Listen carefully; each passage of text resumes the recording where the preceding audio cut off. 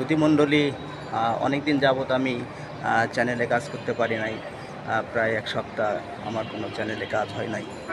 তো আজকে চেষ্টা করছি আজকে আপনাদের নতুন কিছু দেখানোর। আজকে আমি আমার চ্যানেলে ভিডিও অনেক সুন্দর সুন্দর ভিডিও দেখতে পাবেন এবং আমার চ্যানেলটিকে সাবস্ক্রাইব করে রাখবেন।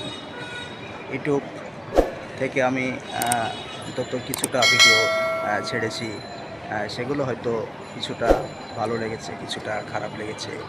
তো দোয়া করবেন সামনে যেন আমি আরও ভালো মতো কিছু ভিডিও বানাতে পারি আপনাদের জন্য।